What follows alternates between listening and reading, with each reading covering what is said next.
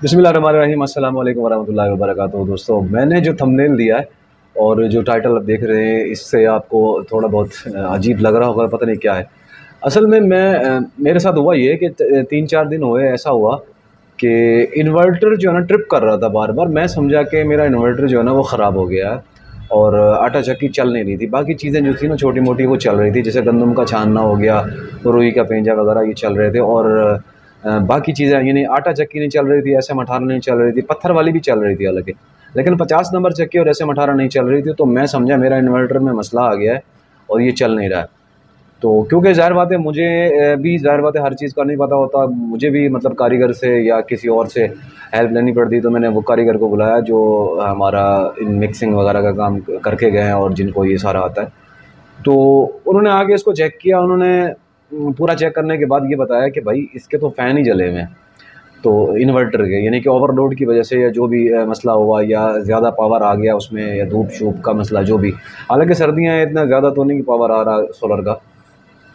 तो हमने फ़ैन जो है ना वो लेने की कोशिश की, तो फ़ैन मिल नहीं रहे थे वो साइज़ के, तो फिर छोटे लगाए, 3 के बजाय 2 लगा के काम चलाया। तो उसके बावजूद भी जो है ना हमारी जो आटा चक्की है वो नहीं चल रही थी। तो जो कारीगर था उसने कहा कि भाई वन बाय वन जो है ना हर चीज़ को अलग अलग से चलाओ, यानी कि एक चीज़ को चलाओ 2 मिनट के लिए, फिर बंद करो, फिर चलाओ दूसरी चीज़ को, फिर तीसरी चीज़ को। तो ये 3-4 चीज़ें थी, हमने सारी चीज़ों को चलाया और चलाने के बाद जो है ना चेक किया कि भाई ये तो चल रही है, यानी गंदम का छानना भी चल रहा है उसमें, और पत्थर वाली भी चल गई, और क्या नाम है, रुई का पेंजा है वो भी चल गया। तो ये 3-4 चीज़ें जो है ना चल गई। फिर हमने एसएम को चलाया तो वो भी नहीं चली, और हमने जो है ना आटा चक्की 50 नंबर जो है वो चलाई तो वो भी नहीं चली। जैसे ही हमने मतलब इन दोनों चीज़ों को चलाते थे किसी एक को, तो जो हमारा इन्वर्टर था वो ओवरलोड का देता था इंडिकेटर कि भाई ओवरलोड चल रहा है। तो ये हमारे लिए एक अजीब बात थी कि ओवरलोड क्यों हो रहा है, हालांकि हमारे पास तो मतलब पीछे से वापडा भी आ रही है, सोलर भी आ रहा है, मिक्स होना है, तो लोड का तो मसला होना नहीं चाहिए, ओवरलोड कैसे हो सकता है और ओवरलोड क्यों हो रहा है। तो ये सारी चीज़ें वो थी जो हमें मतलब डिस्टर्ब कर रही थी और समझ में नहीं आ रहा था कि क्या चक्कर है और कैसे होगा ठीक। इसको बड़ी कोशिश के बाद हमने जो है ना जाके पकड़ा इसका जो फॉल्ट था, और वो क्या था मैं आपको बताता हूँ अब। तो दोस्तों, हमने फिर हर चीज़ को दोबारा से चेक करना शुरू किया कि असल में फ़ॉल्ट क्या है जो नहीं मतलब उठा पा रही, आटा चक्की भी नहीं चल रही, एस एम 18 भी नहीं चल रही, क्या चक्कर है। क्योंकि मोटरें तो मतलब अलग अलग नहीं है, हमारी एक ही मोटर है और उस पर मतलब सारा कुछ सिस्टम चल रहा होता है। तो सबसे पहला फ़ॉल्ट जो इन्वर्टर में निकला, ये धूल मट्टी की वजह से या सफाई ना होने की वजह से। सफाई के हवाले से मुझे बहुत सारे दोस्त शिकायत भी कर रहे थे कि यार आपकी आटा चक्की या सेटअप पे सफाई नहीं है। तो इस चीज़ की माजरत, क्योंकि वक्त का बहुत ज़्यादा मसला होता है और काम का ज़्यादा काम होने की वजह से सफाई नहीं हो पाती।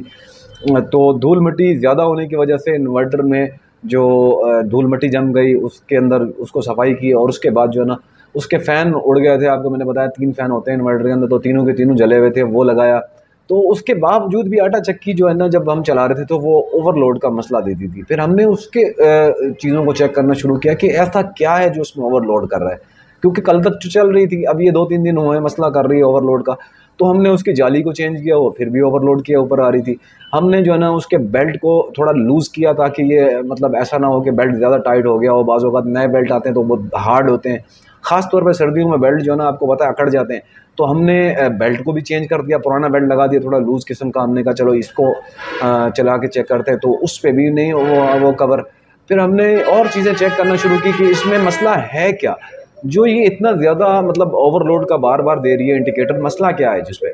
सो इस पे हमने गौर करने के बाद सारी चीज़ें चेक करने के बाद हमने चक्की को घुमाकर चेक किया, यानी कि पीछे से पुली को। तो वो भी हमें नॉर्मली दिखाई दे रही थी कि कोई इसमें कोई मसला नहीं है, फिर भी ओवरलोड दे रहा है, तो चल नहीं रही थी। तो कारीगर ने और हमने मिल के इसके ऊपर सारा मतलब सोच विचार करते रहे, चेक करते रहे, चेक करते रहे। तो हमने मतलब फाइनली जो काम किया ना वो ये किया कि हमने आटा चक्की के बैरंग निकाल कर तब्दील कर दिए। हमने कहा कि इससे ज़्यादा अब मैं हमारे पास भी नहीं बचा, क्योंकि कुछ भी नहीं बचा। यकीन माने जैसे हमने बैरंग निकाले तो हमें फ़ॉल्ट भी समझ में आ गया। आटा चक्की का एक बैरंग ख़राब हो चुका था, एक बैरंग ठीक था। यानी जो बैरंग ख़राब हो चुका था वो चक्की को जाम कर रहा था थोड़ा-थोड़ा, और क्योंकि सोलर का पावर जो होता है आपको पता है थोड़ा होता है, तो वो जैसे ही मतलब जाम होती थी आटा चक्की, हम पूरे आरपीएम पे आती थी, कम आरपीएम पे तो मतलब हाथ से घुमाने पर हमें महसूस नहीं हो रहा था कि आटा चक्की जाम है। लेकिन जब पूरे आरपीएम पे आती है, पीक पर आती है, तो उस वक्त अंदाज़ा होता है कि आपकी आटा चक्की जाम है या नहीं है। और उस वक्त एम्पेयर भी बता रहे होते हैं, सारा कुछ बता रहा होता है कि क्या चीज़ चल रही है, कितने एम्पेयर पे चलना चाहिए, कितने पे नहीं चल रही।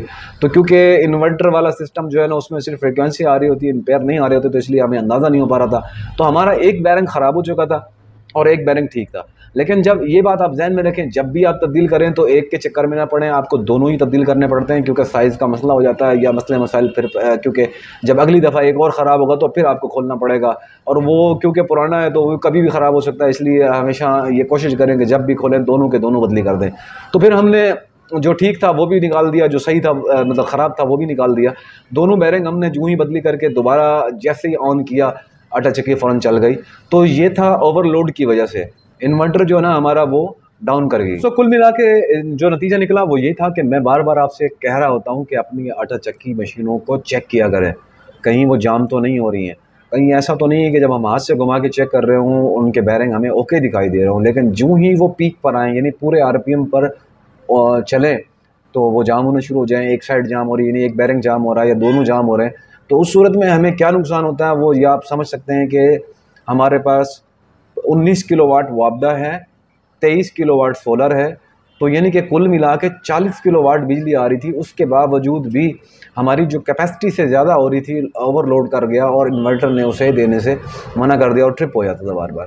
तो इस बात से आप अंदाज़ा लगा सकते हैं कि अगर हमारे बैरिंग जाम हों आटा चक्की के, तो हमारी जो बिजली की कॉस्ट है वो बढ़ जाती है। अगर ये चीज़ हम बिजली पर चला रहे होते तो मोटर कभी भी नहीं बताती कि ओवरलोड चल रहा है, वो एम्पेयर ज़्यादा खाना शुरू हो जाती है और 2-3 एम्पेयर में तो मतलब चल ही जाता है सारा सिस्टम। तो दोस्तों जैसे ही हमने उसके बैरिंग को चेंज किया और दोबारा चलाया तो फ़ौरन चले गई, फ़ौरन मतलब उसने पीक भी पकड़ ली, अपने RPM पूरे कर लिए, सारा कुछ उसमें ठीक हो गया और वो चलने शुरू हो गई। तो मैं बार बार आपको अक्सर वीडियोस में कह रहा होता हूँ कि अपनी आटा चक्की के बैरिंग को लाजमी चेक किया करें, क्योंकि बैरिंग ऐसी चीज़ है इसकी वजह से आपको फौरी तौर पर ज़्यादा नुकसान का अंदेशा होता है, यानी कि आपकी बिजली का इस्तेमाल बढ़ सकता है। अगर आप इंजन पर चला रहे हैं तो फ्यूल का ख़र्चा बढ़ सकता है। अगर आप चाहे वो सोलर पे ही क्यों ना चला रहा हूँ, जैसे कि हम सोलर पे चला रहे थे तो वो बार बार ट्रिप कर रहा था, तो ये एक मसले मसाइल थे। और जब मैंने कारीगर से बात की कि इन्वर्टर के जो फ़ैन हैं वो 3 फ़ैन हैं वो क्यों जले एक साथ, तो उसने बताया कि उसकी वजह भी यही हो सकती है कि बार बार ट्रिपिंग की वजह से जो है ना पावर का मसला हो रहा है इन्वर्टर के अंदर, इसी वजह से इसके तीनों फ़ैन जल गए।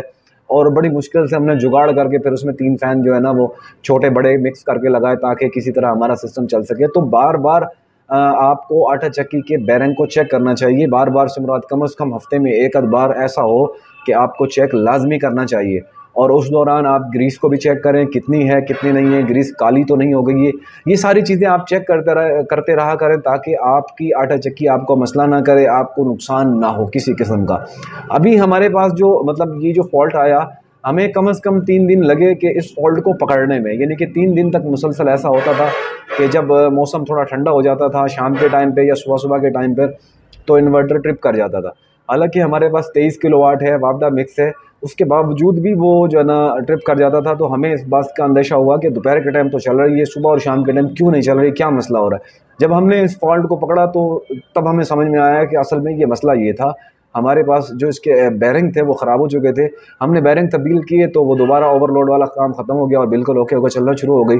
तो आपको भी इस बात से अंदाज़ा लगाना चाहिए कि बैरिंग आटा चक्की को चलने में कितने मसाइल पैदा कर सकते हैं। आपको इन मसाइल की तरफ तवज्जो लाज़मी देनी चाहिए। ग्रीस वक्त पर करें, अच्छी ग्रीस डालें, बैरिंग अच्छे डालें और बार बार इनको चेक करते रहें। हफ्ते में एक आध दिन जो है ना ऐसा मुकर्रर कर लें कि पूरी मशीनरी की फ़िटनेस को चेक करें। अपने गंदम छानने के बैरिंग को ग्रीस करें, उनको चेक करें, मोटरों को चेक करें, आटा चक्की को चेक करें, आटा चक्की के बैरिंग, ब्लेड सारी चीज़ें चेक करें और उनके बाद इसको मतलब ताकि पूरा हफ़्ता आप सुकून से बैठकर काम कर सकें।